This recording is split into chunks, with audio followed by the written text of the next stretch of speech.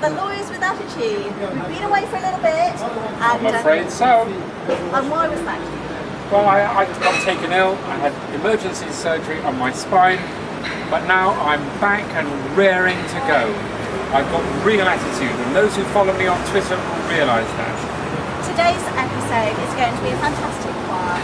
The format's slightly changed. It's going to be a shorter show than usual, and we're going to be interviewing the High Commissioner for Rwanda, and he's going to be talking about that country's legal system. But in the meantime, Judith, since you've been away, what has happened of significance in the legal world in the UK? This week, the most important thing that's happened is that there's been a more important dealing with what happens to lawyers who keep mobile phones belonging to their clients while the client is in custody. And there is a solicitor who is ended up in a lot of trouble as a result. Lawyers, even without attitude, who are duty solicitors and their staffs, really must be very, very careful. Thank you so much for the opportunity to speak to you and to address some of the issues that you raise. It is true that after the 1994 genocide against the Tutsi, our government took an informed decision to eliminate the death penalty out of our legal provisions of our statute books. The reason was essentially because we did not want the process of administration of justice in post-genocide Rwanda to be associated in any way with any acts of impunity or any idea of administration of justice that leads to the termination or the destruction of human life. We were trying to address the challenge of senseless destruction of human life. And we did not want people to believe that in participating in searching for solutions in post-genocide Rwanda, people might actually end up being faced with the death penalty. And what we, as a government, then decided was that we would pursue a path of restorative justice instead of punitive justice, the ultimate of which, in terms of punishment, is the death penalty that you would impose on a person that has been convicted of commission of a heinous crime like the act of genocide against the Tutsis that were committed by a lot of our people.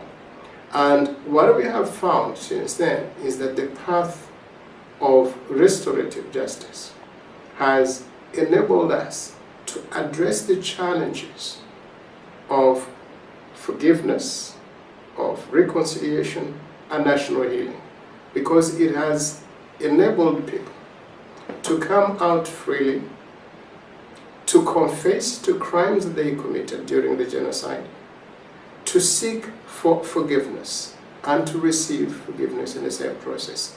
And that has enabled us not only to see actual justice being done, but also creating a foundation for national healing and for reconciliation. The decision to join the Commonwealth is rooted in our own foreign policy. We believe that in this time and age, no nation is an island. We all must reach out to build relations bilateral with the countries around us and international with the countries that are very far from us. Within the context of the area, the geographical location where we are members of the East African community, but we are also members of other regional blocs like COMESA, like CPGL, because we believe in the importance of collective effort as nations seek to build prosperity for their regions and for their peoples. Within the discourse internally, for Rwanda to join the Commonwealth. The main driving argument, the main reason for us to make the decision was really both political and economic. At a political level, we were members of the East African community. And the East African community historically has been associated with the British through colonial relationships. And because of that, countries like Tanzania, like Kenya and Uganda, which are members of the East African community and which use English as a medium of communication, both administratively and commercially, were members of the Commonwealth. And when we joined the East African community, it became necessary for us to adopt English as an official language. So in Rwanda, we now have 3 official languages. We have English, we have French, and we have Kinyarwanda. We have not necessarily thrown away French, but we adopted English as a necessary instrument that would empower our ability to engage within the family, both of the East African community that we are joining, but also to join with, to be able to engage the rest of the world out there that uses English as a medium of communication.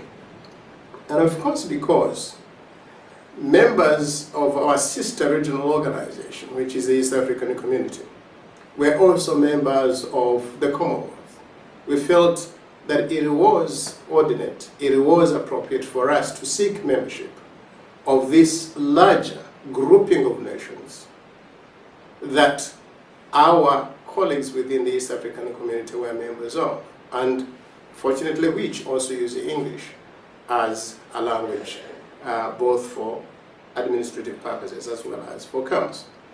And it is important also for us that the Commonwealth does espouse values of democracy, of human rights, that we also believe in as a people.